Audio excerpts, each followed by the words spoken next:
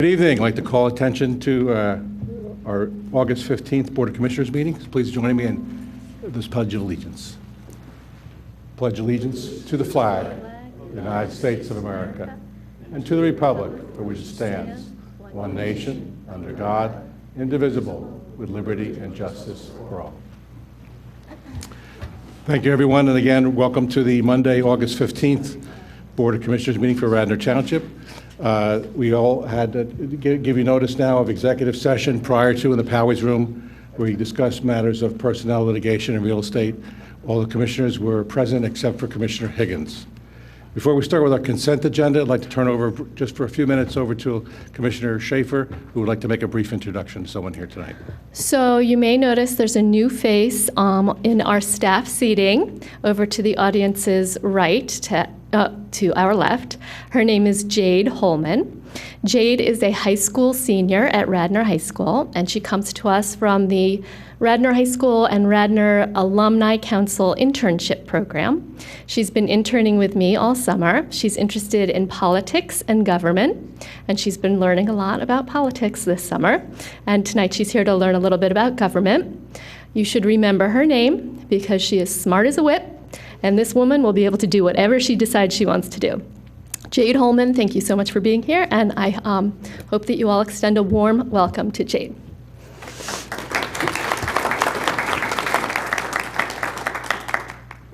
Thank you, Elaine, and thank you, Jade, for joining us tonight.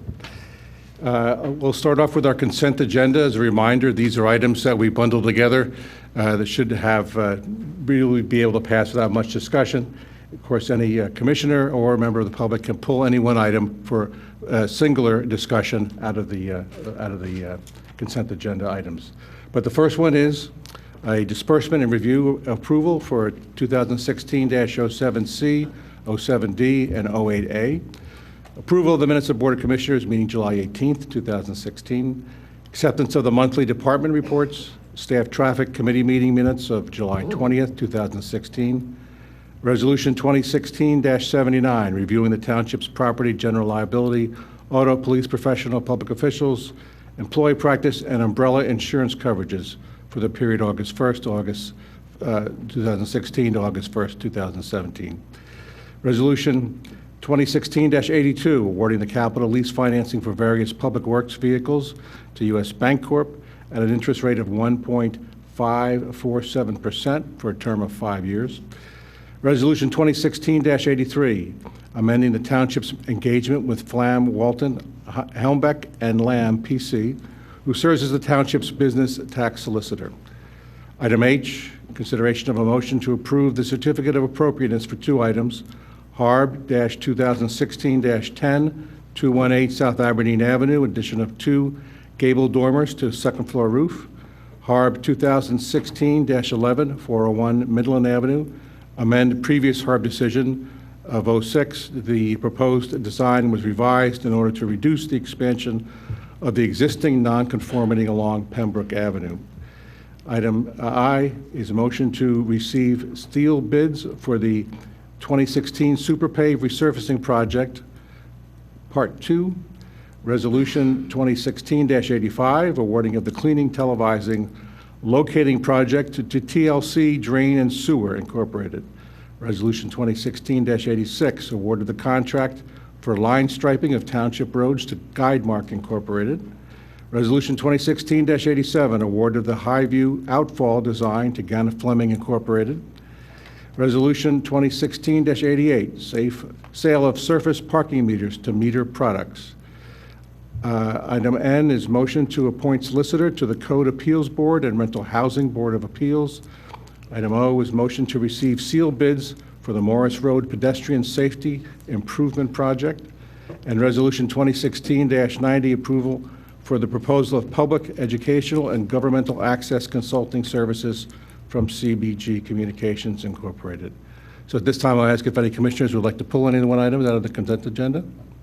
Yes, I'd like to pull out item H, the second HARB item, HARB 2016-11. All righty, good. Is there any, that will be pulled out. Is there any other items from the commissioners? Can I just make one? We should specify under item N that we're appointing a particular solicitor. who we're appointing, not just that we are appointing. Okay, would you like to So, mention that? Yeah, so I would augment it with Constantine Economides, correct? That's the name in the packet. Great, yes. Thank you, Don, for clarifying that. Is there any member of the public who would like to remove an item from the consent agenda? All right, seeing none, I'll ask for I move we approve. a the motion to consent. approve. A second? Second. Okay, all those in favor say aye. Aye. Any opposed? Passes 6-0. And the Thank you. minutes will reflect that we appointed Constantine. Very good, thank you. And Phil, I think it's a good idea to read those, so I think that that's painful but worth it for people to hear. And we had not done that in the past, so I think that's a good change. Good, thank you, Rich. I thought that was important, too. Thank you. Now, let's move to item H, second one. Luke? Yeah, this is, and I just want to make it clear that we passed HARB 2016-10 as part of that. With regard to HARB 2016-11, this was, I believe, the demolition, or at least the addition of a garage that's rather large. Some neighbors reached out to me. The leaders of them could not be here tonight. I simply would ask that we pass this until September 12th so that they can come in and give us some detail, and then we can make a decision on this. That's all I'd ask for tonight. And the property owners aren't here either, I don't believe. So move that we table it until the first meeting in September. Second. Second. All right, all those in favor? Or any discussion on that, by the way? So was it recommended by HARB? It was, it But was. there was opposition? There's opposition, I yes. see. Commissioners, Okay. if I could add a brief into that. This was in front of you previously, for which a much larger addition that was approved both by HARB and by this board. Unfortunately, there were some zoning issues that they had to go back for, and as a result of that, the addition got significantly smaller. So then it had to go back to HARB. Once they got the zoning hearing board approval, HARB approved it again, amended, approved as submitted. So it's back for you, very similar to what was approved last time, but smaller in terms of height and location. Okay, So this is something that was in front of you previously that was approved. all right. Well, I assume if those folks are going to be here, we don't want it on the consent agenda, right? Correct, Okay. correct. Okay, Okay. all right, any public comment? Seeing none, all those in favor? Of a table. Tabling it, say aye. Tabling Aye. Any opposed? All right, passes 6-0. And please make a note, Bob, when we do bring it up, that's not in the consent agenda, so that we have it separate. Thank you. All right, at this Unless the point, property owners aren't coming. I'm sorry? Unless the property owners aren't coming. All right. Luke, you want to make sure that those folks know? Yeah, no, I'll make sure we have that straightened out by the deadline for the Okay. submissions. Okay, great, thank you. And just for the record, that'll be September 12th will be our next meeting, correct? Okay. Very good, okay. Well, now we move up to public participation, it's part of the meeting where we offer public participation 3 times, one right now, one at the end of the meeting, and one during the course of the meeting on each particular item. We ask that you keep your comments to about 5 minutes or so or less, and welcome here. So please state your name and your address. Ann Minicozy, 129 Radnor Avenue, Villanova. And I'm here as the event facilitator of the Community Breakfast of the Main Line, Undoing Racism Day, Embracing the Difference. And I have our press release by way of invitation. I know I was here at the last meeting and gave all of you an invitation, and the Township Manager's assistant emailed everyone in Radnor Township staff and police the invitation, but I wanted to extend it to you all once again and encourage you to invite your constituents in each of your wards as well, and invite the general public. The Community Breakfast of the Main Line will join Radnor Township School District to mark Undoing Racism Day with a frank conversation on diversity and inclusion on Wednesday, September 14th from 7:30 till 9 a.m. in the Villanova Room, Connolly Center at Villanova University, 800 Lancaster Avenue, Villanova. All community members from the greater Main Line area who value celebrating unity while embracing the difference are invited to attend. The cost is $10 per person. An additional $2 per person is requested to defray program costs. This year, the community breakfast will welcome Radnor High School students and Dr. Anthony Stevenson, Director of Secondary Education, to lead discussions at the tables addressing questions such as, how do we undo racism, and how do we let freedom ring? The community breakfast is held annually to mark Undoing Racism Day. The event provides a space of hospitality where Mainliners may meet diverse neighbors of all ages from local faith, educational, business, and civic constituencies, including elected officials, municipal administrators, and police officers. Attendees will enjoy a delicious meal together, get to know each other, and engage in dialogue. The goal of the community breakfast is to achieve a wide and varied attendance, as welcoming each other as neighbors encourages friendship, peacemaking, and helps everyone come closer to achieving Reverend Dr. Martin Luther King Jr.'s goal of becoming a beloved community. And I have some flyers in the back of the room. There are some at the front desk at the Township, the front desk in the lobby. Radnor Township is a member of the steering committee as well. And to register and for more information, you can email thecommunitybreakfast@comcast.net. And I wanted to announce today that our own Superintendent of Police, Bill Colarulo, will lead us in the Pledge of Allegiance that morning. And I was just speaking briefly before the meeting with Commissioner Booker, and I just wanted to say that this breakfast was begun by Radnor Township in 2000, and it was called the Unity Breakfast. And it went on for about 8 years, and it was the place to be in Radnor when it was held. It was just packed in the Villanova room, and it was a really great and positive event. And then for a couple of years, the township had discontinued it for economic reasons, and then a group of us as volunteers from the community said, you know, we really missed that breakfast. And after the rededication of Brook Street Park, when it was renamed Bishop Allen Park in the 5th Ward, that's when a few of us got together and said, let's try this and see if people want to come to it. And our first time we had it as volunteers where everybody paid for their own breakfast was in 2011. So we've had this will be our 6th try holding it as volunteers. And we're really excited to have Radnor High School involved and hear from the students themselves what their concerns are about racism and becoming beloved community. So whatever your view, we welcome everyone, and we can really talk there. Plus, it's a great breakfast, too. And we promise we'll be finished by 9 a.m. Thank you very much. Thank you very much. Ann. I've been to that breakfast for the last 6 years, ever since Ann has been running it, and I would really encourage people to come. It's a really great atmosphere, and it's nice to see we really do have a diverse and interesting community, and it's a nice venue to kind of appreciate that. So thank you for organizing it, and I hope to see a lot of you there. Thanks, Elaine. And I'll also say that I've attended many of the ones in the past, and it's a great conversation, and it's great to get the high school students involved, and it's wonderful to see them participating with the adults, and you really learn a lot from listening to what they have to say. So it's great, and you're right, it is a great breakfast. So thank you for organizing it. Any other participation from the public? Welcome. Good evening. My name is Christina Peroni, and I live on Walnut Avenue. During a past meeting a couple months ago, there was a conversation about the Willows, and during that meeting, there were discussions about the township coming up with the answer to 6 different scenarios about what would happen to the Willows Mansion, which I think was terrific, and I know a lot of people are doing work on that.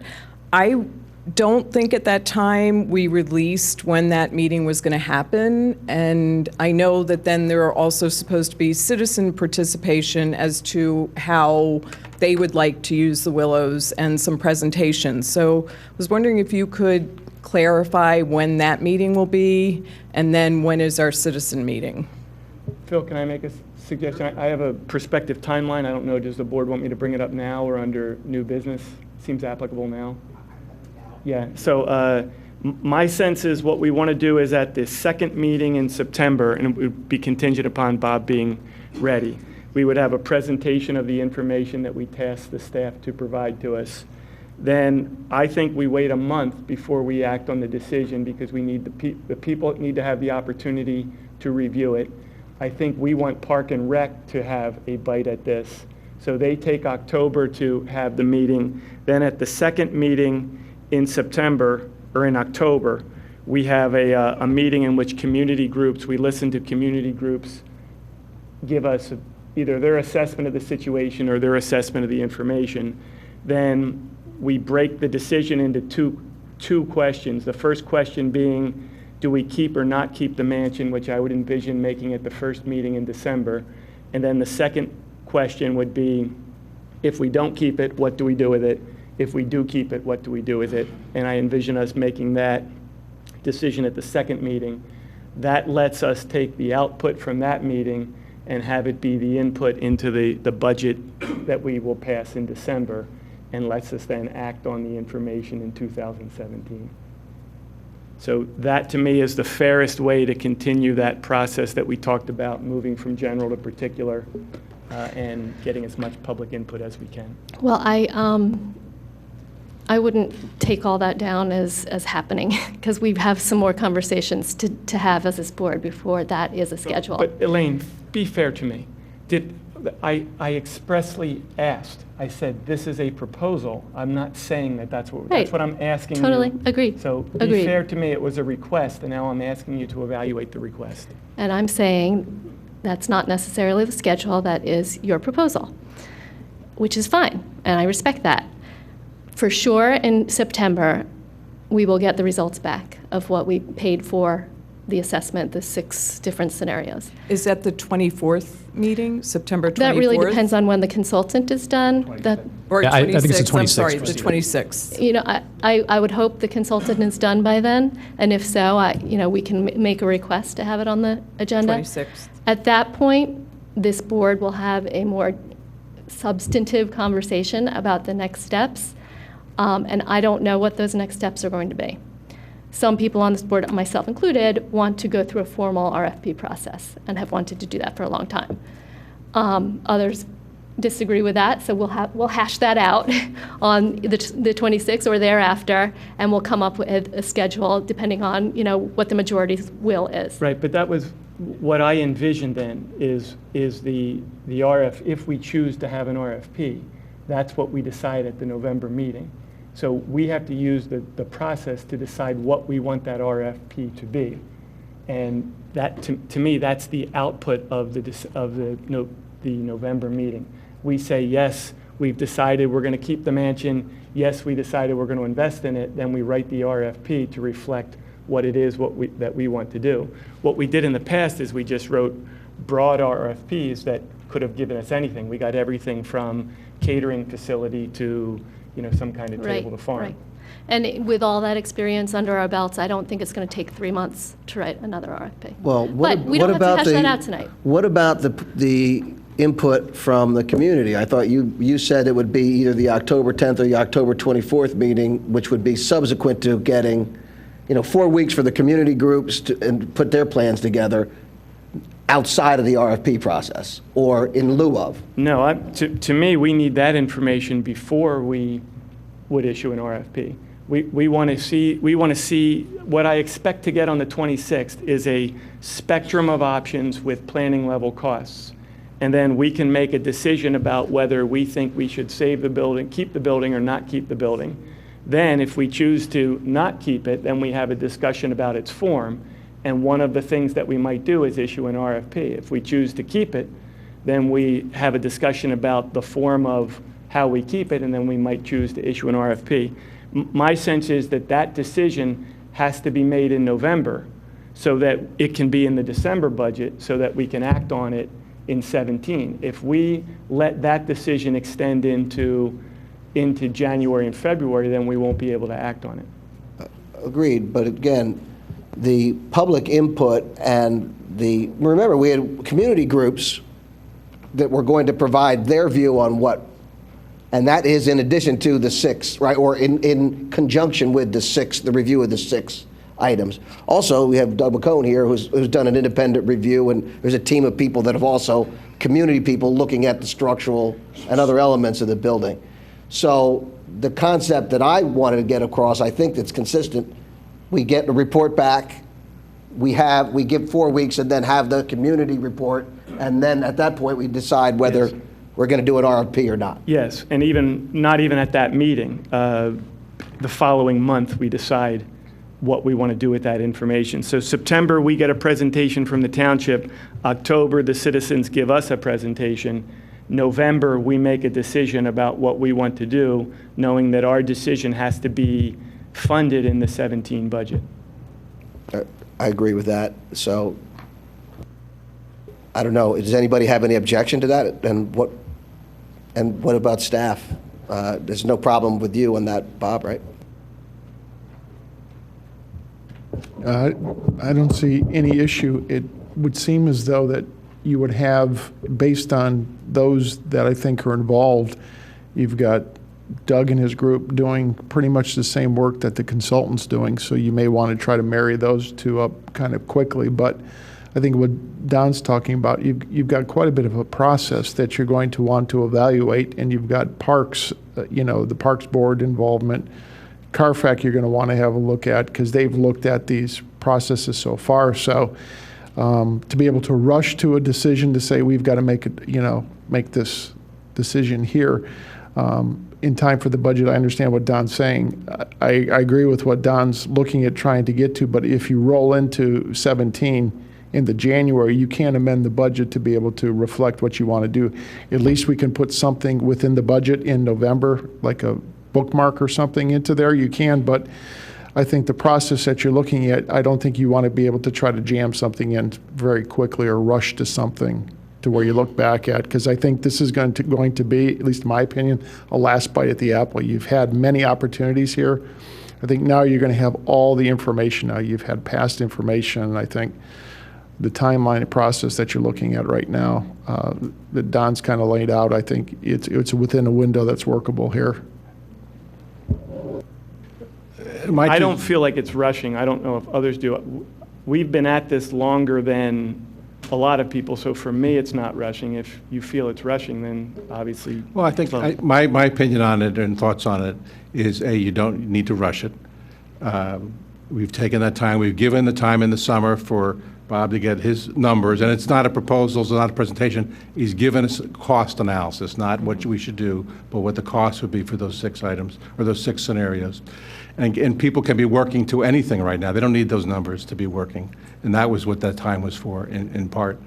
Well, it's helpful to have that information. No, it is, but it's still, you Citizens, don't start thinking about it then. You've started thinking about it between now and then. Right, but Otherwise, that it was data wasted is time. really super Yep. helpful data for the community to have. Absolutely. It's for final, I mean, you can Right, use it for final to present. adjustments or whatever, that you Right. should be doing it. But I think in part of this process, and Don, I'm with you all the way up to October, I think we can put the rest of it out there as a kind of a suggested timeline, but I wouldn't get married to it, because I think when these numbers come in, the answer is going to be, it depends. It depends on these numbers. If these numbers are problematic, you're going to want to take a little bit more time with them. If they're suggestive of something that's pretty obvious, then it's not a matter of rushing it, but you just don't need to But the deliberate. numbers are all based on the use. That's correct, but you see the probability of it. You know what I mean? In other words, if one object is going to be so expensive that there's no way we're going to do it or anybody else is going to do it without owning the whole thing, then that one should probably be off the table. And So just you're keep gonna in get mind those that one of the answers. things that I want us to avoid is I want us to avoid making a decision in a vacuum. If we make a multi-million-dollar decision about this in February, we're making it not in the context of the other things that cost us multiple millions of dollars. So in order to make a decision about this and have it actionable in 17, we have to make that decision no later than December. Now, I guess, consistent with what you said, Phil, we could always stop. We could always amend it, but then my experience is that brings some bias in. It's always easier to get something as an amendment than it is to get it as part of the budget. At least that's been my experience here in 7 years. And then alternatively, we could wait until 18 to fund it if we choose to. So I guess that's fair. We don't have to, we can commit to the next 2 months, and then if we see something that's problematic in November, we have options. We can certainly reevaluate, always looking to it, how does that affect the timeline? I think going to 18 is a problem, because in a vacuum, you just get crazy stuff happening in between. So we want to be able to see what direction we want to go. If it's not a direct decision, what direction are we heading? And I'd love to see something before the end of the year, at least that we can pencil into the budget. If we have to put a placeholder, that's, that may be a good way to go too. We'll see what we come up with. There are some options out there that would be minimal cost, almost using the building as it is. So that's why if we can have the benefit of this data, and then the citizens can present their ideas, and then you can decide, do you want to do an RFP process? Do you like the citizen ideas? Just give it an opportunity to sort of hear the benefit of a lot of people's research. So what I hear you saying is the 26th to present Township and maybe the other people. What I'd like is the 26th to Township present, the 26th of September, the second meeting in September, and then the second meeting in October, we hear from the citizen groups. So October 24th, is that Yeah, right? I'm just thinking in first meeting, second meeting, the dates will all. So that gives the citizens groups a full month to determine what value they think the information has or doesn't have. It gives the Park and Rec Board the opportunity to review it, and it doesn't delay us in a problematic way. What is the timing, Don? Would Parks and Rec have a chance to look at it before that second meeting in October? Yep. Mr. Chairman, yes, they would have time to be able to look at that as well. Good. And then also, just as a footnote to Christina's point, I mean, before any decision is made, based on the review of information and those who present, there may be an alternative where it doesn't have to come down. A modification of the building use doesn't necessarily tip itself one way or the other. So I think you have to hear those out. So. Well, Don, what you said, especially up and through October, that was my understanding of it in Right. the first place, as a logical and likely timeline. So it sounds like then the next 2 months are mapped out for September and October, how we're going to proceed with the Willows. Great. Is that Can consistent? everybody here Nobody see objects to to that? that? You guys, good sense? Makes sense to me. Great. Do you mind putting whatever, the final dates on the website so that all the citizens know what's going on with that, in case they're away? Yeah, Well, we- I commit to the September date for sure. I don't want to make any promises until after that about what transpires after that, because I don't know what we're going to hear from our consultant. I don't know if Doug is going to be ready with his numbers by then. And I think it would be wise for us to hold off on making any further decisions until we hear that information. So, Given that the community gets at least a month to present their ideas, I mean, it wouldn't be, I guess what you're saying is it wouldn't be on the 26th that you're expecting citizens to no. present. And it wouldn't If be at that next anything, meeting. in my It might view, be if longer. anything, we would, depending on what we hear, expand the universe of people we want to hear from after the Okay. proposals. Okay. And if that happens, it would be, probably more than 4 weeks, because if we expand the universe, those people haven't been working all summer on their ideas. Right. Okay, thank you. Thank you.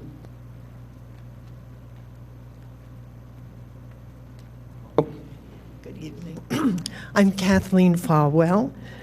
On behalf of the Mainline Interfaith Undoing Racism movement, I'm offering an update on what has happened since the last commissioners' meeting. At that gathering, many shared their concerns over Superintendent Colarulo's words in the press about Black Lives Matter, as well as their personal stories about the disease of racism that is alive and well here on the Main Line. We are grateful for the length of time given by the Board of Commissioners to this significant moment in the life of our community. That same week, a front-page article appeared in the Suburban Mainline Times that highlighted that portion of the Commissioners' meeting. The online responses to the article included a comment that read, quote, "Keep the streets safe by killing," and ended with the N-word. This comment was visible for 15 hours before taken down. While this sort of statement may be easily shrugged off as isolated or meaningless banter by those in the dominant culture, i.e. white persons, this is the very sort of threat that, levied against blacks in our society, is intended to cause fear and repression and is heard and experienced as a threat on their lives. A second incident happened within days after the last commissioners' meeting. The Black Lives Matter sign in front of Central Baptist Church was vandalized with spray paint, and this likely occurred in the dark of night. Superintendent Colarulo and the Radnor Police were very responsive to the report of this incident, though there are currently no known suspects. Since July, the Mainline Interfaith Undoing Racism movement has continued to meet and grow. Our group is now comprised of members of 12 faith communities, 2 faith-based organizations, and a growing number of Radnor business owners and non-religious persons. At the last commissioners' meeting, we presented a list of 10 requests to the commissioners for constructive steps toward police-community relations around racial matters. One of these 10 points included consulting with Judge Ladoris Cordell. Judge Cordell is one of our country's foremost experts on police-community relationships. She's a retired Superior Courts judge in California and served as the independent police auditor for the city of San Jose. She's widely respected by law enforcement, the judicial system, and the general public, including the Black community. Judge Cordell grew up nearby, so we're fortunate that she still has connections to this area. Police Superintendent Colarulo has been very accessible and responsive to the idea of having Judge Cordell here to do a presentation for law enforcement on police-community relationships. While we had hoped to have Judge Cordell do this while she was here for a pre-planned visit, schedules and vacations would not permit this. However, Superintendent Colarulo has expressed the desire to bring Judge Cordell here in the fall, and we are hopeful that her schedule will allow this. Our group is continuing to meet to further increase our own understanding of racism and to work together for real and noticeable change in our local communities. Thank you. Thank you very much. Any more public comment? I see one.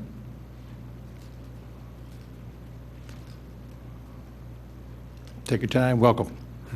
I'm Doug McCone, live on Poplar Avenue. We were able to, John Hayes and I and Cynthia Curley went out there. We were able to come up with a set of floor plans. Have you seen these?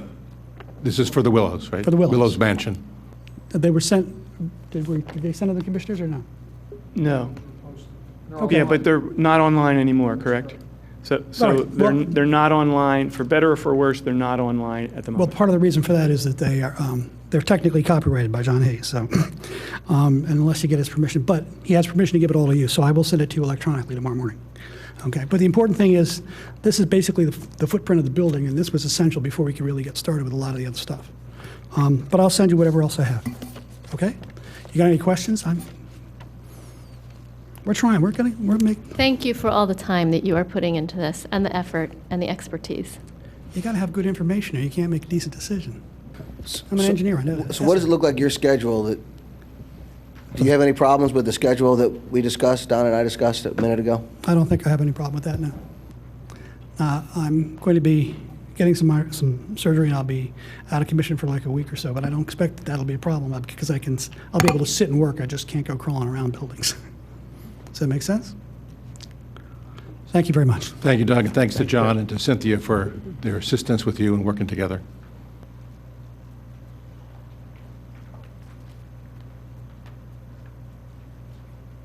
Good evening, welcome.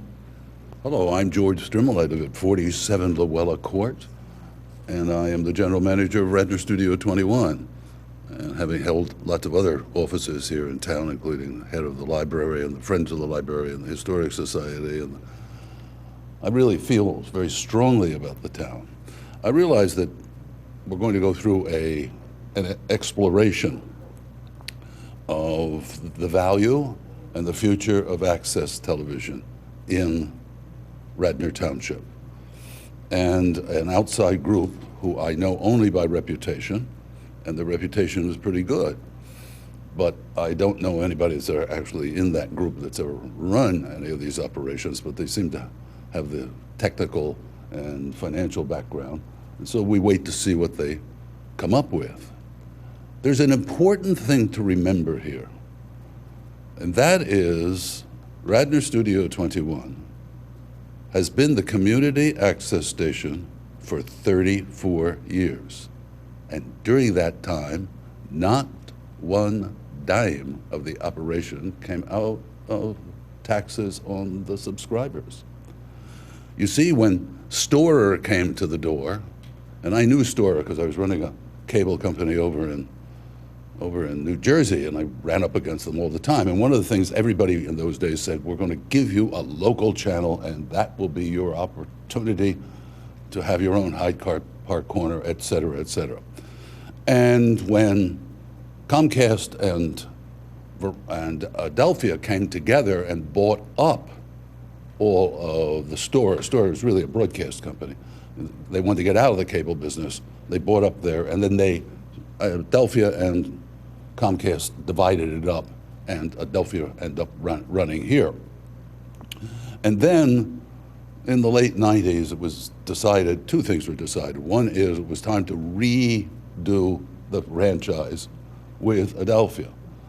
Again, every one of these had said you can have a community access. In the late 90s, they decided, well, wait a second, we don't really want to be in that business. Why don't you see if the township and the people of the township could create a nonprofit and they could run it, and we give you the money we're spending, and we would give you the facilities and pay for everything. That was what happened with Adelphia, and when Comcast came in and took it over, that's what they agreed to do. And that's where we are today. I think it's very important. Could we get more out of, after all, you look at the cable companies around here, and they're probably somewhere around $30 million a year they're taking out of this township, which is a sizable amount. So could they give more? Could they do a better job? Absolutely. So I just come to say that we, who have, myself, dedicated some 15 years to building, want to make sure that we don't throw out any babies with the bathwater, and we don't end up taxing additionally the people who are Comcast subscribers. Thank you very much. Thank you. Well, I think we're doing a needs assessment, right? That's what we're doing. So so George, I would say we're not evaluating the future, right? We're trying to quantify the needs to ensure the future. All right. Welcome. Sarah Pilling, 29 Garrett Avenue. As many of you know, I spend a great deal of the time from March till November at the Skunk Hollow Community Garden. And my way to get to the garden and back from the garden is on Newtown Road. And so I have watched Ardrossan for the last year and a half, and there is one house going up. All I want to say is I do hope the township has not counted their chickens. Notice I'm wearing my chicken shirt tonight, before they hatch, and that you are being very serious about not anticipating all the revenue you're going to get, because there's very little action going on at Ardrossan. And I notice, although they have formed the berm, there's been no planting. It's just weeds now. So I'm a person who lives in the present. And certainly I live within my income, and I do hope the township is not anticipating all the money you're going to get from Ardrossan, because it isn't moving very quickly, if at all. Thank you. Thank you.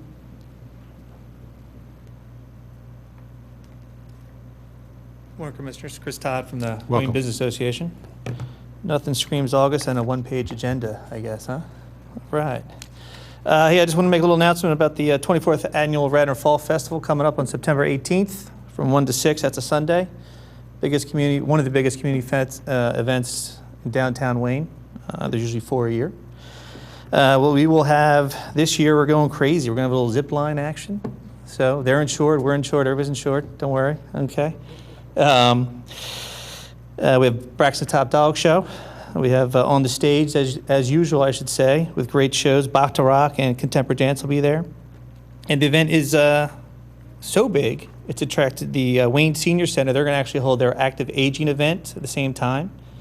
And the merchants on Lancaster Ave are going to hold a sidewalk sale. So the town will be crazy that day, hopefully, weather permitting. It is a rain or shine event, by the way. But thanks for letting us do it, and we appreciate it. All right. Thank you, Chris. Any other public comment? No? Seeing none, we'll move on to our agenda. First item up is Public Works and Engineering. And then that's Jim, isn't it? All right, I'll take care of it. This is Resolution 2016-89, approval of the easement agreement with PECO regarding sidewalks by the North Wayne Avenue Municipal Parking Lot. Bob, who from staff can best speak to this issue? Steve? Thank you, Commissioner. So I think the board's well aware of the electrical issues that have plagued parts of the Wayne area, specifically from West Avenue to Lancaster Avenue. So PECO has been working in that area, and now they are wishing to move forth on an endeavor that will basically replace the secondary lines in that block from Lancaster Avenue to West or Station, both sides under the sidewalk. And they have obtained their easement agreements from the various the property owners. So this specific agreement will allow PECO to excavate and install their line in the sidewalk to the entrance of the township's North Wayne lot. Steve, is this going to, when they do the work, is it going to interrupt parking or traffic on the road? So all the work is being done, or 99% of the work is being done in the sidewalk. Mm-hmm. So there will be, and we've discussed it, we've met with Chris Todd and PECO and various meetings. We don't anticipate, I mean, there may be a spot or two where they have to excavate in the street, but the vast majority of this work is taking place in the sidewalk, or under the sidewalk, if you will. Will it be done in stages so that it's not disruptive or minimally disruptive to the store owners? And the business? They've actually met with all the store owners. They're basically going to start at one end and go up, down, and around. So, and their goal is to get out as quickly as possible for the business owners too. And do you want to talk a little bit about the lighting project that's happening in connection with this, or? So Mr. Todd came to us regarding a lighting project to light the trees in Wayne with LED lights, like you see in a lot of other areas. So we're trying to work out with the contractor who's working for PECO the installation of a conduit that the electrical power could be sourced through for those lights, as well as additional, a lot of the trees in Wayne no longer fit in their spot. So we're looking at also possible tree removal and tree planting and sprucing up the whole area. Excellent. Any other board comment or questions?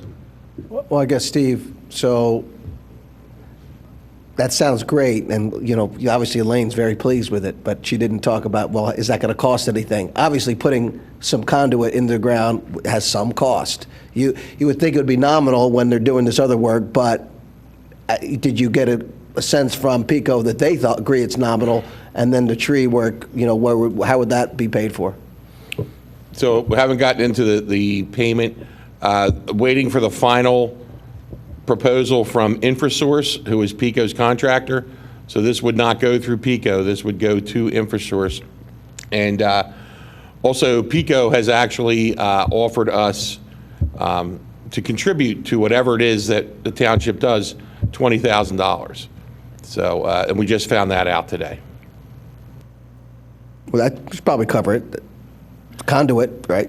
No, I don't think so. No? 20,000 won't cover conduit when you have an open excavation? No, we are waiting for the final price, and we've asked them to sharpen their pencils, but no, that won't cover it. Okay. Any other questions or comments? Any public comment? Well, very good. Let me, someone move that, please. I'll move the approval of Resolution 2016-89. Second. Thank you. Very good. You're up. Public comment? No. No, we just moved it. I just want to, here's Todd WBA. I just want to remind, the sidewalk's going to be open. PECO's done a great job. This is phase 3. They're going to make North Wayne Avenue and the surrounding area, the electric, up to par now. We've been dealing with electrical outages for 4 years. While the sidewalk is open, we thought, the WBA thought it'd be refreshing and easy, which obviously it's not, to put in some outlets at the trees to make North Wayne Avenue and the WBOD. I mean, we eventually want to be able to turn the corner and light those trees, but electric's not underground there. So while the ground is open and while there will be minimal business disruption, it's important to make North Wayne Avenue again shine, okay? We're dealing with firewalls being built in King of Prussia and all these other new structures and buildings and attractions. So when you come down into Wayne, it should really wow people. They expect that. It's important. And I will just continually repeat that the better the businesses do, the better the townships. What tax is that again? Mercantile tax. Sometimes I can't remember. So, all right. Thank you. Yeah. Thanks. Thank you. All right, any other public comment? We'll call the question. All those in favor of Resolution 2016-89, please say aye. Aye. Any opposed? Passes 6-0. Oh, no, No, I'm abstaining. you're abstaining. For the appearance issue, because my pension check comes from Northern Trust. I was a PECO employee. It doesn't come from PECO. But why take a chance? Okay, so it passes 5-0 with one abstention. Thank you. John Nagel abstaining. And Commissioner Higgins absent. Commissioner Higgins absent. All right, the next is Personnel and Administration. This is ordinance 2016-09 for the adoption. We've seen this last meeting, the adoption now of the Sports Legends of Delaware County Museum lease extension. And we did see this last time and discussed it, but Bob, if you'd like to say a few words about it. Sure. This is a extension of the current agreement of 4 years. The Sports Legends of Delaware County has been a nice addition to the township building here. They've been a good neighbor and a good resident here within this building. And it's nice to have them here celebrating the accomplishments of the various athletes throughout the county. And have brought some nice recognition. Today, I thought it was very nice that a resident came into the building that wasn't too thrilled with having to come in and pay taxes, but when they left, they actually had made a statement to Jim Bankowski, said he never thought he'd be that happy leaving a building after having to pay his taxes today, because there's a new addition that'll be coming, Danny Murtaugh's jersey, his grandson had given to the museum here that he wore during the championship season. When they won, was donated. So he was very interested in the museum today. So there are a lot of residents that come in and stop and look at this. So I'd ask the board to consider this resolution. Thank you. Thank you, Bob. Is there any commissioner comment about it or discussion, questions, public comment on it? Very good. We'll call the question. We moved it, I'm sorry. I keep missing the movement all the time, missing the movement. Move the passage of ordinance 2016-09 regarding extending the lease to Sports Legends of Delaware County. I'll second it. Thank you. All right, so we'll call the question now. Well, we had asked for public comments. Okay. All those in favor of the resolution, say aye. Aye. Aye. All those opposed? Passes 6-0. Next item up is community development. Sure, I move that we authorize the solicitor to file a complaint regarding 713 Miller Street. Second. And then, John Rice, will you take a moment to describe this to us, please? Yes, and Kevin will have some more of the background. This is a property that was subject to a fire, I believe, in 2013. There's been multiple property maintenance notices that were sent to the property owners. Nothing has really occurred out there to clean up the building or the grounds. We're at the point where, in order to seek some level of compliance, which could be cleanup of the site, could be removal of the building because it's not able to be inhabit it, we're going to need to take this to common police court. I know, Kevin, you've got some more background on this. You've been dealing with this since 2013. Correct. There was a fire at this property in May of 2013. Shortly thereafter, I would say the end of the year to beginning of 2014, the property owner came in with some plans to renovate the site and add an addition. There were some significant issues with that in that they were proposing an addition without making any renovations to the structure that had basically been destroyed as part of the fire. We were working with the property owner through that beginning part of 2014 and ultimately ran into an ownership issue where we could not issue permits to the applicant because the applicant did not have ownership in the property. And since that point, we've had continual property maintenance issues with this property, have sent notices, and they have come, while they've been received, they've come back with no response. So ultimately, due to complaints that we were receiving from individuals in the neighborhood, we needed to take this action and post the property for unfit for human habitation, condemn it, and it's basically at this point. So this is a property that we've had multiple complaints about, and for 3 years we've had an unresponsive landowner or the person who's responsible for the property. Correct. And in that time, we've been maintaining the property from a property maintenance standpoint because the property owner, the person responsible for the property that we're aware of, has not taken upon themselves to maintain the property, whether it's the exterior of the structure or the grass on the exterior of the property. Thank you.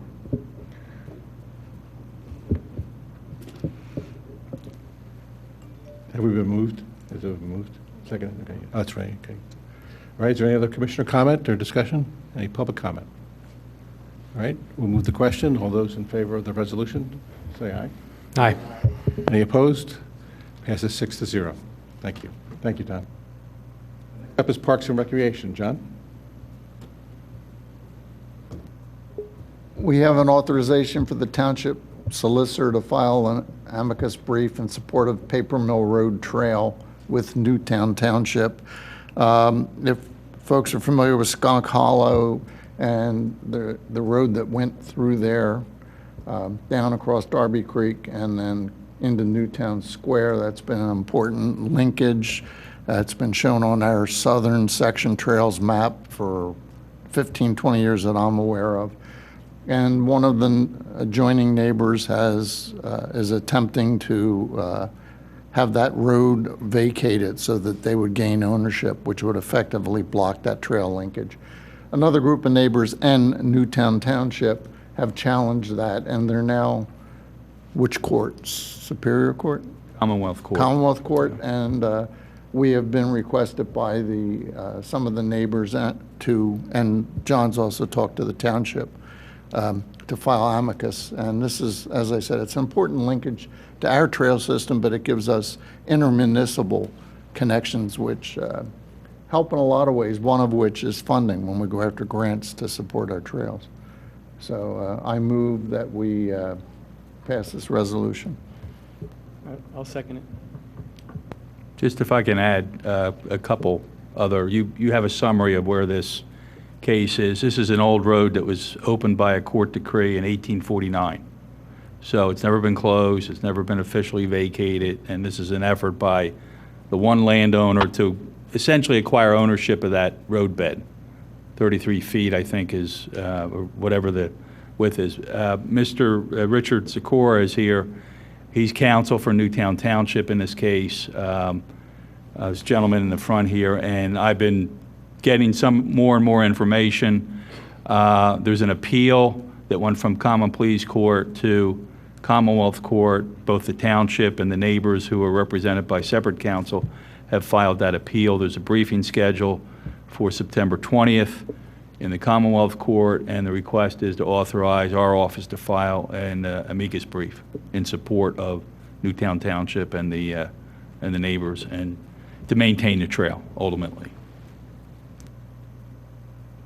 Well, I'd also like to add that if you go over and look at this particular or if you're familiar with it, it's very visible and obvious. It's not as if this is some overgrown pathway that nobody knew was a road. It's a very obvious roadway, pedestrian roadway, and is pretty heavily used. Excuse me, 1836 was the... 1836. Pretty heavily used for a long time. And I'm very supportive of doing this amicus because there's a very enthusiastic and well-organized group of people of residents in Radnor, myself included, who care very deeply about our trail system and especially about connectivity of our trail system with our neighbors so that we can be part of our region in terms of trailways. And this particular trail is incorporated into several plans within our region for trailway expansion and connectivity. So in my opinion, it's very much in our interest as a community to keep this connectivity open if it's legal to do so. I just have a couple questions. So, Attorney Rice, is this property in question in the Township of Radnor? No. Okay. You said that the owner of the property in which township is an adjoining township? Newtown. It's Newtown Township. Right. The owner has applied to have the road vacated. So he actually owns the land right now. It's just there's a road that's platted there. It's not trying to obtain title to the road. He has title to the fee interest. He just doesn't have a right to use it because there's a road that's there.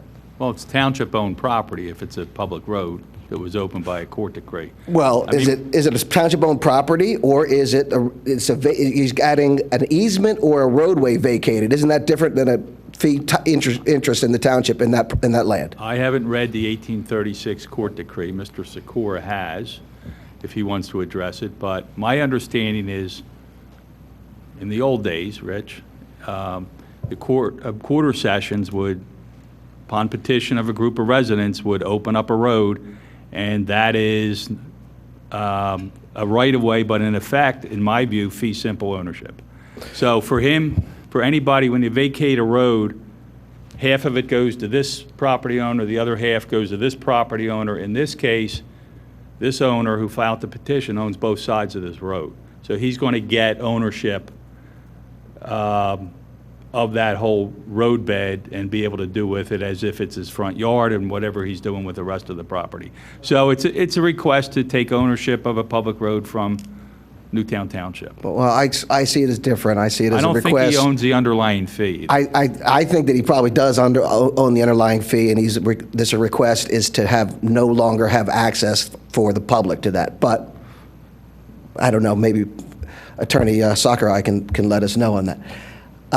How much is this going to cost? So this is for a property that's not in Radnor, and this is not a road that's in Radnor. There's no platted road that's connected to this in Radnor. From your drawing, it looked like it ended at the township line. Well, that's a good question. You want to? Yeah, go ahead. Sure. Can you put up your drawing that you sent us in our packet? Mr. Sikora has a much better drawing than. If I may, thank you. Absolutely. Just identify yourself before you start. Yeah, and talk in the mic, please. Yes, put it down on the table. Yeah, they'll zoom in on it. Oh, okay, gotcha. And there's an orange pointer right there for. Wonderful. See that? There we go. Got it. My name is Richard Sikora. I do represent Newtown in this matter. And you might be familiar with, I'm sure you're familiar with, St. David's Road that runs from Darby Paoli Road in Radnor all the way through to 252 in Newtown. And right where this property is here on the corner, this is several acres that's owned by the township in Newtown, and it has the historic paper mill house on it, and they do tours there and stuff on colonial days.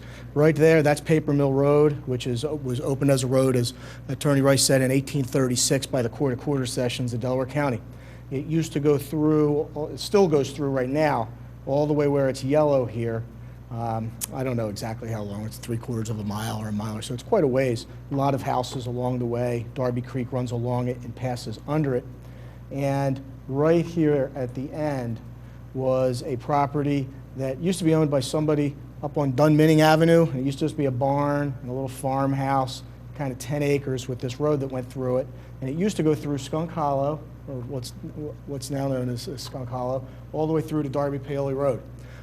Actually, up until just recently, it was on Google Maps, it would still show it was going through, and when the St. David's Road Bridge was out for repairs, people kept going down to this dead end and then turning around. Fortunately, the road opened pretty quickly. As Mr. Rice explained, the 5 acres on either side of this road is owned by the same gentleman. So it is a right-of-way. It is, that's the way right-of-ways work. It's basically township-owned. It's no longer the landowners, except when it's vacated, it goes back to the landowner. And that's, as again, half and half.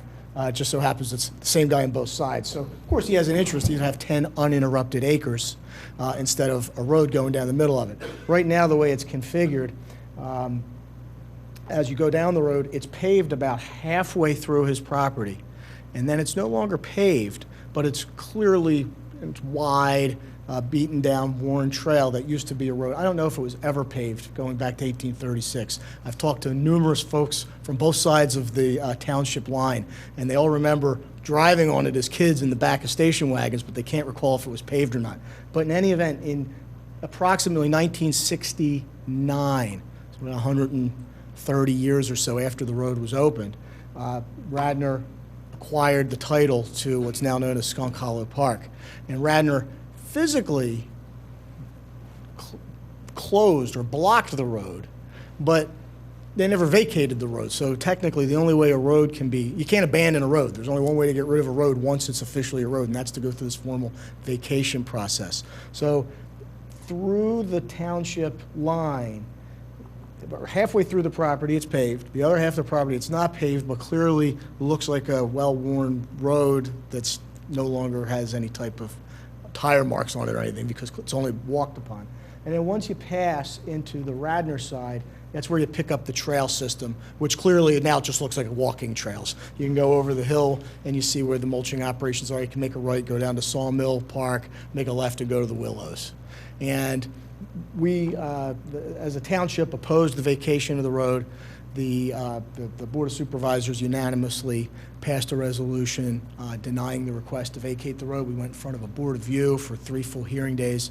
Board of View found that there was a recreational use to this road. People from Radnor come into Newtown, up to the paper mill house. People from Newtown walk into the parks. It stops traffic from having to drive into Radnor and park at the Willows to access your parks. There's, as you can see, there's a number of folks in this area. There's parking at the paper mill house for, of course, the Delaware County Planning Department has identified this as an important greenways access for a regional system. If you put bike lanes, there's no immediate plan, but there's planning into the future. Bike lanes down Sawmill Road, there's connectivity there along 252. So there's a lot of planning that goes into it, and unfortunately, the Court of Common Pleas did not agree that the road should stay open. We did not get a reason why yet. That happens in the appeal process, and we'll actually learn why. And so what a number of people have came up with the idea, hey, if Radnor has an interest in this just like we do, and we don't necessarily need a legal analysis, we kind of have that covered. This would be more of why this is important from a public policy measure from Radnor Township's perspective, to let the court know that this isn't just some legal issue for a bunch of bookworms. This is a real issue for real people, and that's why we're here. And if there's any, I didn't come to, and I'm sorry if I stepped on any toes, but I know there was a couple questions. So any questions you have, I'm here. Otherwise, I'm So what is actually on the ground? Is there anything visible? Are there any easements or other recorded documentation of the road when it crosses over into Radnor Township? It just seems to end right there, and Rich just said it ended. The only thing that exists is that 1836 court order, and then there's been no official vacation from the Radnor side. Has there been, so this road has not been vacated all the way to Darby Paoli Road from the township line there? Not that I'm aware of. Yeah, I think what happened when the township purchased Skunk Hollow, they physically closed it. But if you plot out that court decree, I'll bet you can draw the line through Skunk Hollow. my understanding is where the entrance, the one driveway entrance that Public Works uses, that was the terminus on Darby Paoli. So, I mean, it's something that you own the whole park, so I'm not sure it's an issue, but Mr. Sikora is correct. Until you actually do a road vacation, you do an ordinance, and you remove it, it's still technically there in the park, the road. Physically, there's nothing there.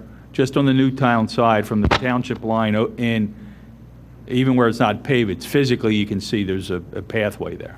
So why, in your professional opinion, John and Rich, did the Court of Common Pleas agree with the landowner? I know that there's no opinion, but you must have some sense of what their rationale was. I can only guess, and I'll I'm asking you to venture a guess. I'm venturing a guess that the court may believe that recreational, pedestrian, and bicycle use of an access point is not sufficient, and that the court may believe that you need motor vehicle access. There's a legal standard as to whether a road should be vacated, and that is whether the road has become useless, they say burthensome, I say burdensome, or inconvenient. And the less useful it is, the more inconvenient it might be. So those factors aren't as set in stone, and sometimes when a court will look at it, one factor may weigh more heavily than the other. But is this road useless, burdensome, or inconvenient? So the property owner's position was, hey, it dead ends right at the end of my property. Cars can't drive through. It's no longer useful. The township and the other people said, well, no, this is an important connectivity point, not just for cars. And mind you, cars didn't exist in 1836 when this was opened. So it kind of defies the whole essence of the order in the first place, that you have to have a motor vehicle.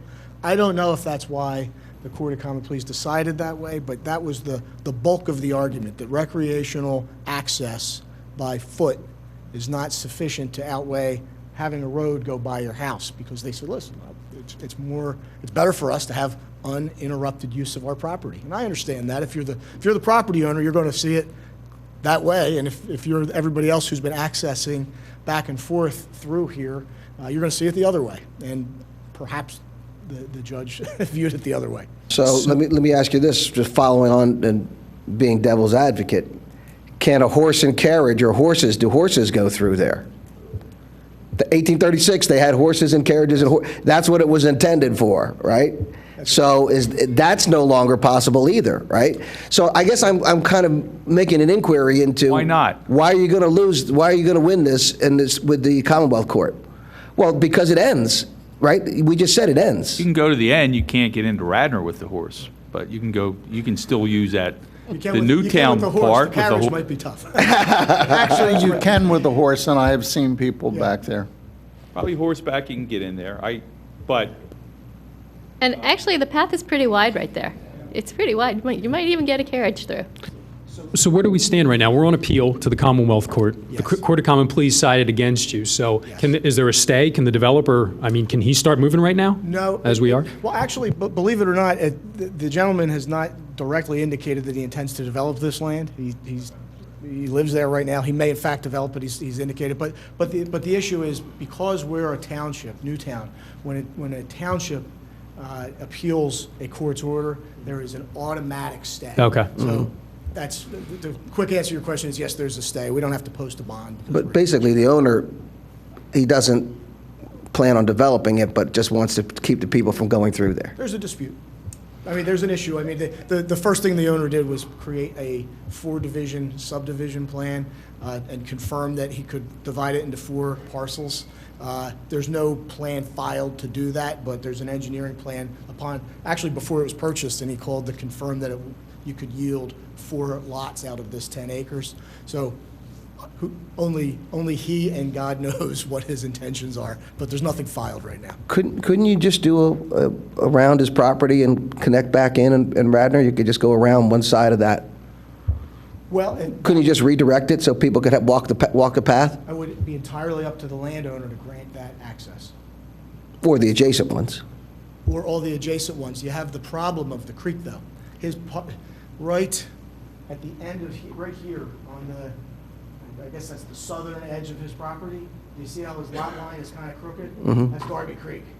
Well, I was thinking about the other side, actually, coming around the bottom. Up here? Yeah. Okay, if you look at that, And then connecting around back to where it comes in. Unfortunately, I'm an Army guy, I didn't bring the relief map. This is a significant incline that goes up. I don't know how many feet or degrees, but it's certainly higher than the house. It goes almost straight up to the backs of these properties, which are Dunminning Avenue. And then you have to come back down a very, very sharp hill to get back into Skunk Hollow Park. And you would actually have to construct some, I mean, we actually looked at this. I mean, and you'd have to construct some sort of a stepping with railroad ties, and it really becomes an access problem, because right now it is just straight and flat right into and out of the park system. So it's just, up here is very, very difficult, and I'm not going to say impossible, but it certainly detracts from the usefulness of it to almost useless. And this side, unfortunately, It's got the creek. It would be a great place, but he owns all that. All right, and so I apologize for being difficult. Most of the, in the instances where I've been involved with amicus briefs on commercial interests, typically there's third parties that fund it. The difficulty I have with this is spending Radnor taxpayer dollars for an issue that is not technically it's not a Radnor issue. Others will argue, of course, it's directly and approximately part of Radnor issues, but it's not. It's outside of Radnor. There's no question. So, Newtown, would they compensate our council for that? Let me clarify something. I was not sent here by Newtown as an emissary. I'm not here to advocate on behalf of this board doing this. I'm to answer questions? Believe it or not, I'm here on my own time. Okay. But honestly, there was a number of people who wanted to be here, including the council for the group of residents who are not available. I personally just think it's very important, so I came here to answer questions and explain the situation. So I'm not here to. But you're not at liberty to answer whether there would be that Radnor could be compensated for its expense in filing the amicus. I'm pretty sure I can answer no.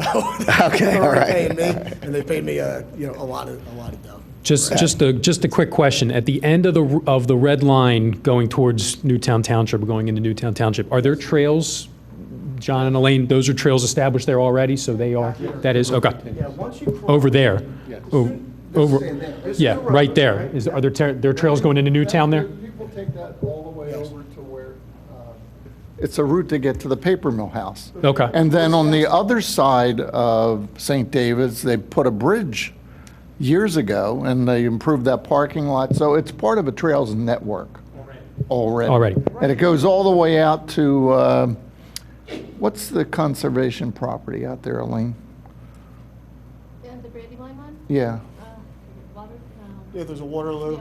Waterloo, yeah, out that way. That's all part of it, that Yeah. Delaware County Planning Department plan is to Right. connect Waterloo with here and here. And right here, approximately right here, there's a wooden little footbridge that I think the Boy Scouts constructed in Skunk Hollow, so that goes this way towards the creek.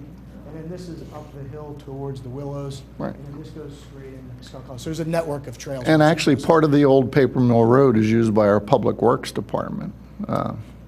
That's the route that goes up to where the tub grinder is, Steve. You can actually see the properties in question when you're on our trails. Yep. In Skunk Hollow. I mean, you can look at the barn. It's all visible, very clearly visible. Beautiful spot. Hard to believe you're 10 miles from a metropolitan area. Thank you. And thank you for being here on your own time. No problem. Good. All right. I see you should fill them. Is there any more commissioner comment on this? Is there any public comment on it?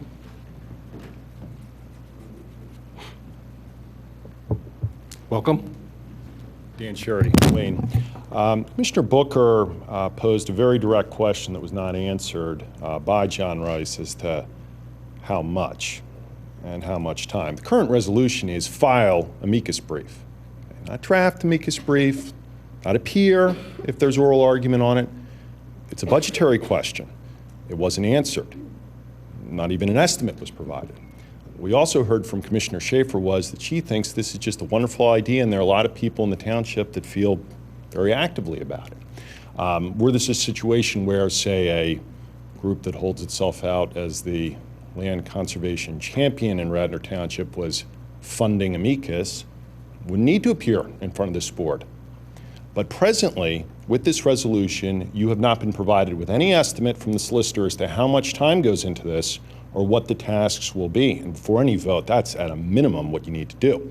Obviously, Commissioner Booker raises many other points as to whether the township really has an interest in funding this on the substantive points, but that, of course, is secondary to what is this going to cost. Amicus is not inconsequential.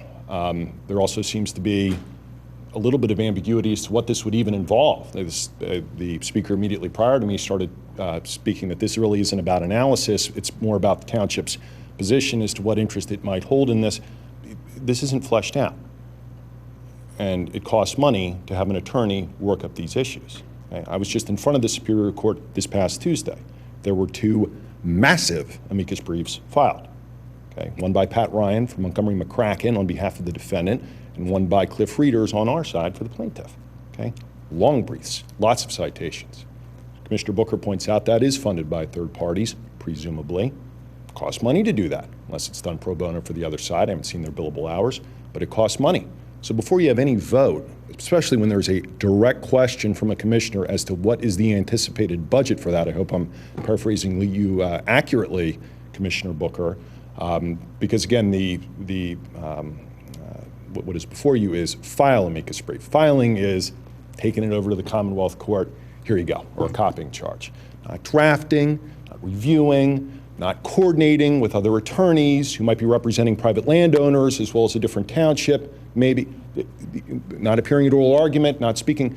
This has the opportunity to get very large very quickly if you're not putting constraints on it, and the only thing I've heard really in favor of it is from Commissioner Schaefer saying, and again, paraphrasing you, Madam, it's a Jim Dandy of an idea.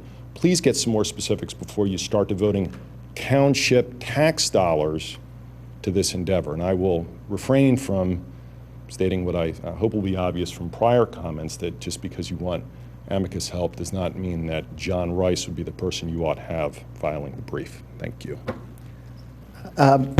Mr. Sherry makes some excellent points as well. So I think the request should say not file, it should say draft, research, prepare, and other such coordination with the township as necessary, and file, right?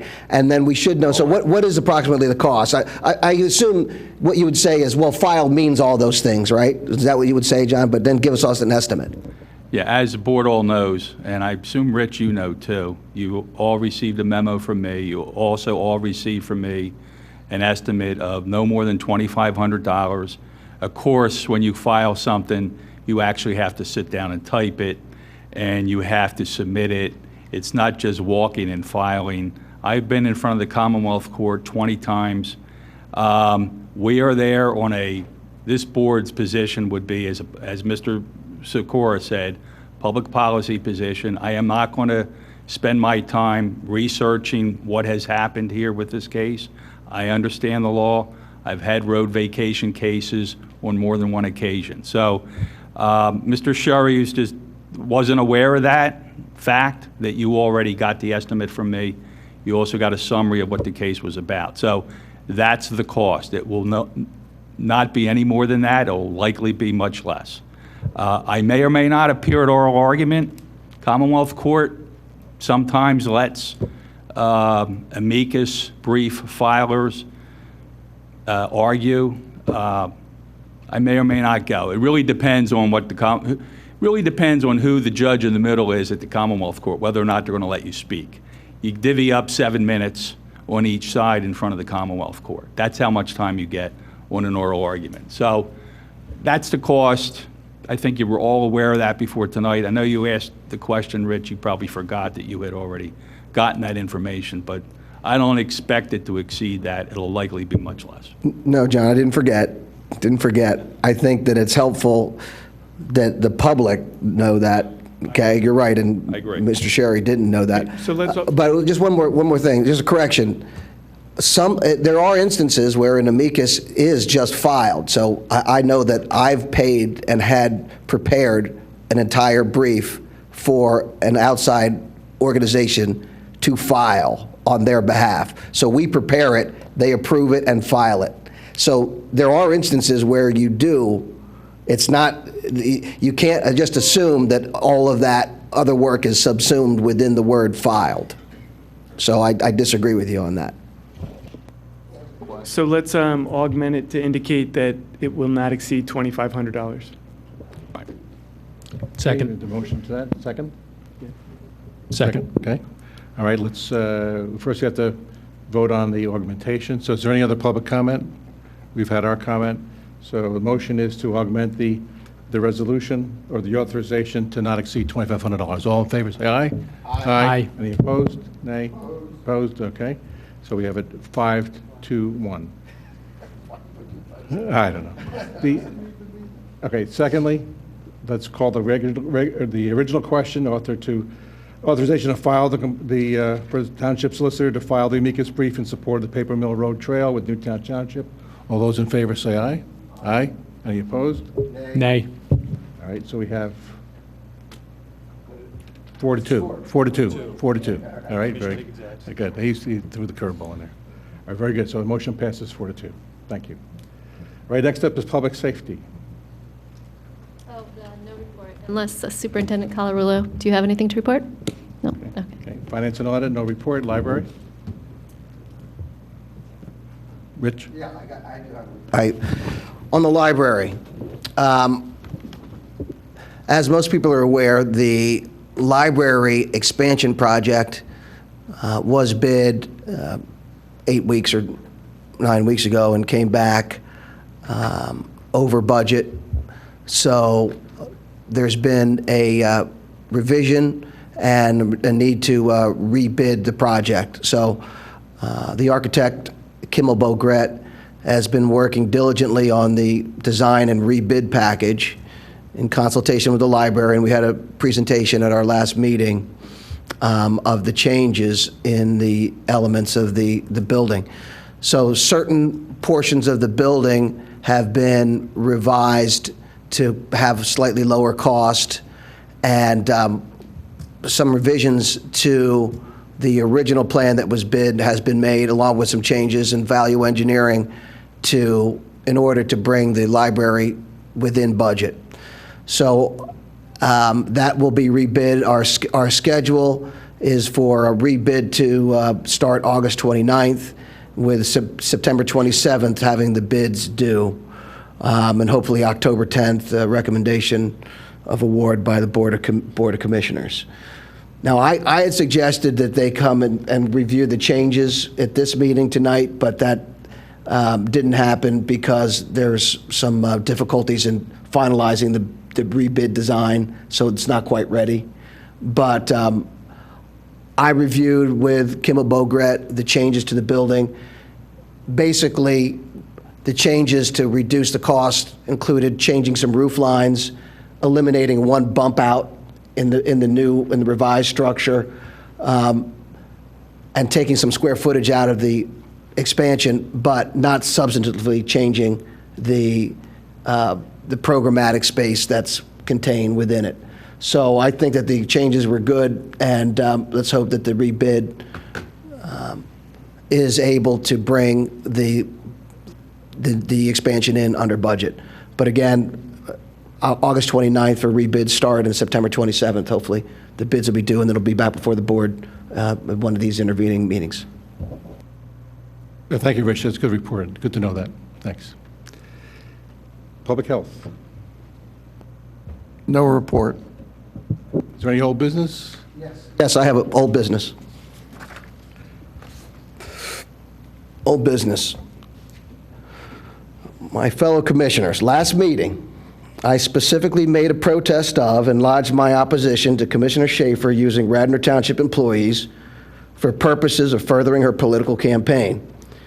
Specifically, I objected to the use of township employees as props intended to portray an endorsement of her candidacy, either at a township meeting or in other instances. And in the case specifically, last meeting, I said in the case with respect to her campaign for state office.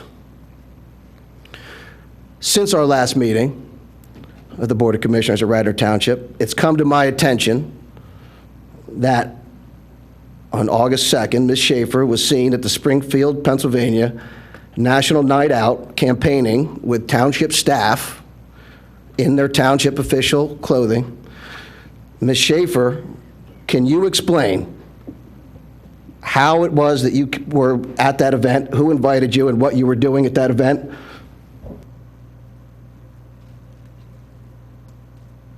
I was attending the event. So, and why were you with township employees? I asked Superintendent Colarulo if he was going, and he said yes. I said, I'll see you there. So you invited the township, I asked him if he was going. and so you fortuitously happened to meet there? We did. And were you, now, were you realize campaigning? It was a police event. You realize that, right? I do realize it was a police event. Do you realize that you were using, were you campaigning at that event? I was not. I was attending the event. You were attending the event and you were not campaigning at all? I was not. I go to a lot of community events in a lot of our neighboring townships. If you were not campaigning, then why were you there with your campaign manager at the event? In addition to, why were you there with the campaign manager and a member of the township staff? Bill was at the event on his own. I'm not saying I'm not pointing to anybody in the township, singling them out. I'm asking, this is about you using the township staff. Look, Now, Rich, no, stop. Why were you there with your campaign manager if you were not campaigning? it was the end of a business day, and he was with me. So he happened to be there with you, and I have pictures of this too, this is You know documented. something, Rich? There's nothing wrong with There's that. nothing wrong. It is Absolutely against not. the home rule charter for a commissioner to use township resources And I for did political not. campaigning. And I did Point of not. order, Mr. Chairman. Well, no. I object to this because one is, the superintendent is allowed to go to a police event and attend a police event. He is not to hide from any commissioner. I mean, I think it'd be inappropriate if he ran away from any one of you in an event. I think there are events that take place throughout the township, and any other event, I think for any staff to run away from any of you would be inappropriate. So for him to go to an event, and then also too, the superintendent did come to me the next day and did report that there was somebody taking pictures of him, which again too is, I told him he should probably file a police report because I don't think it's inappropriate for someone taking pictures of him. Now you say that actually someone gave you pictures. So was someone there spying on him, that actually taking pictures of him? All right, Bob. At this event, so I think that's inappropriate. So, All right, if this is the case Bob, now, we're trying point to of order. catch people Bob, here is Bob. political, then this is out of line. Bob, So, this is not about the township. This is not about township employees. It's not about you. It's not about any Okay, township if employees. that was what you This said. is No, it's about Rich trying to make a political thing out of this thing. Stop. This is Point of order. Point of order. Point of order. I'm calling order. Point of order. I'm calling order. Here's a point of order. I contend Ms. Schaefer is lying about her visit. She was in fact utilizing township employees, township resources to directly in her political campaign in opposition and in abrogation of the Home Rule Charter, and she was assisting with that event at Springfield Township. And that's against the rules, and I demand that we have an ethics board review be undertaken into her conduct and the unlawful use of township resources. How much did Alex pay you to do this? You know, As I protested the last meeting, your actions are beyond the pale and put all of us in the township, both staff and commissioners, in a very poor light. It is improper to utilize township resources for your individual political purposes and campaign. It's improper to use township resources under the Home Rule Charter, and it all puts us all in a bad light. And it's all called an alleging. ethics board, I demand an ethics review of this activity, and I will supply the pictures to prove that she was there with the Nobody's township denying they were- and her campaign manager. Rich, your objection is duly noted. Thanks. Okay. So, well, he's bringing up a charter violation. I mean. Yeah. There's no charter mention about the Well, politics. I mean, this is something I think, John, do we need to look into this? I mean, if there's pictures of a campaign manager and I their would staff, do we need to look into this? suggest, Mr. Booker, read the charter, read the ethics code. There's a procedure in there. There's a procedure to bring something to the ethics board's attention. This is a public meeting. Typically, you're doing the township's business at a meeting like this. And this is the township's building. It business. makes, but there's a procedure, Rich, under the code. If you're serious about it, pursuing it, there's a procedure. We've been through it 3 times. We know what the procedure is. So that's the way to do it. I mean, so my sense is it is a township issue, though, because if we had this 3 years ago, we had a staff member my assessment of it was the staff person was being pressed into action on a campaign. And our issue was not with the staff member, our issue was with the commissioner. That's a township issue and we have to address it. So the idea that this is, let's just dismiss it because it's a campaign, that's one that I don't find accurate. If township resources were used, then obviously we have an obligation to address that. And someone needs to put that in writing. That's how you do it. It needs to be put into writing. There has to be a complainant. Certainly. Again, Rich, so- we can discuss this We- after we the will meeting. put this- or we put can this in dis- writing. We can discuss it tomorrow. it's absolutely reprehensible activity to go two towns away with township staff. Rich, you've had your say. We will put this in writing, and there will be a request for a ethics board review of Ms. Schaefer and her activities. Okay. Thank you. Is there any other old business? Any new business? Mr. President, I do Yes. have new business. We recently received a letter from the Pennsylvania Resources Council, and on behalf of the Board of Directors of the Pennsylvania Resources Council, the Commonwealth's oldest grassroots environmental nonprofit organization, they are pleased to confirm the selection of Radnor Township as the recipient of the PRC's 2016 Leadership in Stormwater Management Award. So just want to let the township terrific. know that they'll be receiving that. And I believe that is the efforts of not only the Board of Commissioners, of Steve Norsini and Roger and their staffs, and also our Stormwater Management Advisory Committee and all their efforts. So I just want to let them, all of them know that it's a collective efforts of everyone to be receiving this award. So I just want to make that known to everyone. And that on November 10th is when the award will be given to the township. And we'll try to get, if we can, one of the commissioners, we'll try to get Steve, Roger, and we'll try to get someone from the Stormwater Management Advisory Committee to attend, to accept it from each group that was involved, I think, in making this happen.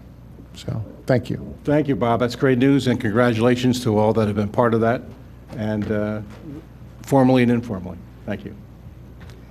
Great. Is there any public participation?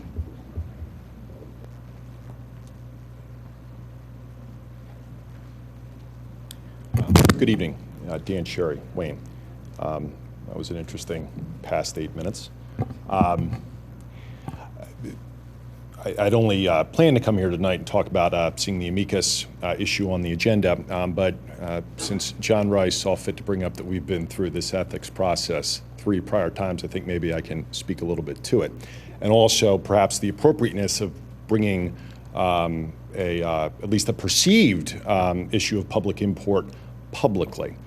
The past 3 ethics board investigations involved Bill Spengler and potential conflicts of interest with Villanova University, Jim Higgins and allegations of, among other things, trespassing with a local veterinarian, and then John Nagel's somebody shoot you remark directed at me at a public meeting.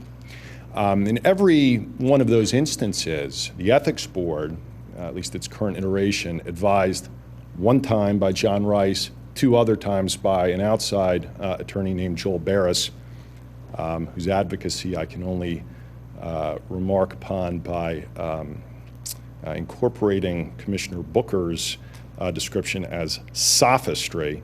Every single one of those investigations was shut down before this board, at least at large, saw any of the evidence. When it came to the Bill Spengler investigation, the Ethics Board, advised by Mr. Barris after John Rice left, after proclaiming he wouldn't, and after, importantly, Elaine Paul Schaefer stepped aside, came back with a determination that no probable cause existed. Now, with that investigation, Elaine Paul Schaefer was board president. And board president is mandated by our documents to serve as this board's representative on the ethics board. Elaine Paul Schaefer disassociated herself with the ethics board.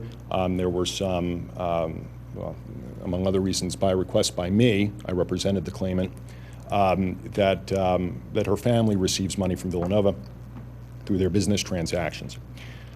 This board then reconvened to vote upon whether or not the ethics board should reopen the investigation and, among other things, bring the materials to the board at large. And Elaine Paul Schaefer, after previously recusing herself, jumped right back into the fray to cast the deadlocking vote to prevent that investigation from continuing. Now, why do I bring that up? Well, I bring it up because lest anybody be thinking that what Mr. Booker is saying about Elaine Paul Schaefer just could not possibly happen, and I don't have any personal information whether evidence exists or not that she violated the charter. Her behavior in that Bill Spengler investigation, which is documented in the press, I think provides some insight into her character. Another event involving Ms. Schaefer happened only a year ago, and that was her involvement with the North Wayne Field. Now, in that circumstance, Elaine Paul Schaefer was involved in consultations and I think even votes in terms of the expenditure of money to investigate things having to do with the North Wayne Field, which is owned by the Radnor Township School District. And after I became aware of that, my brother and I filed a right-to-know request. And in that right-to-know request, we brought up the fact that Ms. Schaefer's family company derives income from the Radnor Township School District, both in terms of the sale of merchandise and also because her husband is a paid athletic coach. And after that right-to-know request, Elaine Paul Schaefer announced that she had a conflict of interest and would recuse herself from then on.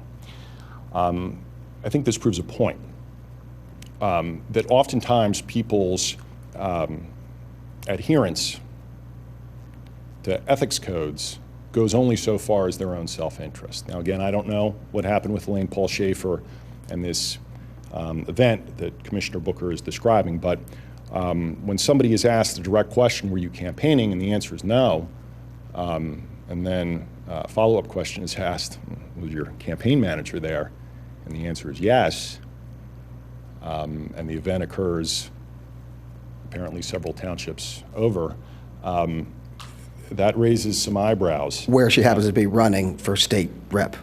Now,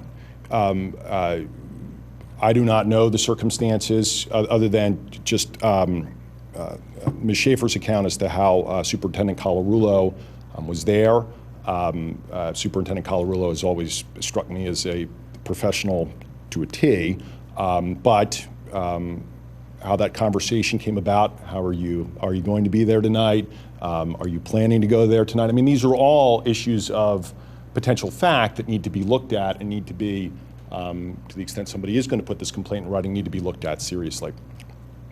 Here's my caution, though, when it comes to the Radnor Township Ethics Board, at least in terms of its current makeup. In terms of being a body that you should consider turning any serious investigation over to. When you have a televised hearing, which I had to pay for, involving the John Nagel somebody shoot you outburst, and you watch the makeup of this board attempt to deflect from what John Nagel said, is remarking somebody shoot you. Is that, could that somehow not apply to always act above reproach in the charter? It seems like this board, again, at least in terms of its current makeup, is to the extent not predisposed to finding no probable cause, at least there is a significant risk of that occurring. So I would hope that should you choose to go down this route, that you make every effort to make every document public associated with this investigation. Every document. Because when the public doesn't get to see any of the investigation, and this board, which is comprised of elected officials, doesn't get to see the evidence, the public increasingly loses confidence. With the Bill Spengler investigation, we had spreadsheets showing money going back and forth, and we had Spengler himself making comments at public meetings. But look, at the end of the day, oh, and by the way, the management company that involved him in terms of doing the ushering service wouldn't even participate in the investigation. But at the end of the day, people could have thought, well, maybe there was something there the ethics board saw that was, just dispositive. Now, with the veterinarian and Jim Higgins, you had eyewitness testimony from the veterinarian saying, and I'm paraphrasing, Jim Higgins trespassed, and they shut it down. Hurt the public's confidence, I dare say. And then with John Nagel, it happened in a public meeting. And even though it was on videotape, I came in with affidavits, including one from a member in the audience in the back, one from Commissioner Booker, who was on the dais with John Nagel, who said, yeah, he said somebody shoot you. And despite that, it was shut down. So again, whatever you all plan to do with this, I would just strongly recommend that if you're going to go that step and you're going to bring it forward, make sure that information becomes public. It's something that I'm sure that if, to the extent there's exculpatory evidence, Commissioner Schaefer would want her constituents and potential Commonwealth constituents, should she continue with her pursuit to become a state representative in the fall, would want to see. Because it becomes, the opportunity for mischief and misunderstanding is ever present when sitting in a member of the public, we just hear descriptions about evidence and discussions. So that is my concern, and I trust you will take it seriously, even if the Ethics Board continues their tradition of doing no such thing. Thank you. We certainly will. Thank you, Dan. All right, is there any other public comment? Seeing none, I'll entertain a motion to adjourn. One quick announcement. Yes. Community Development Subcommittee meeting next Thursday. That's the 26th, 27th, 7 o'clock in this room. The topic's going to be parking, sort of an after-the-fact look at the changes we've made over the past 4 or 5 years, and then a look forward. So no real action coming at it. We just want to talk about what we've done, talk about where we're going. Go ahead. It's the 25th, the chief tells me. Okay. So we'll have some representatives of the WBA there. The chief will have some of the representatives of the police force there, and we'll outline some ideas going forward. Thank you. I'll entertain a motion to adjourn. So moved. Second. All right.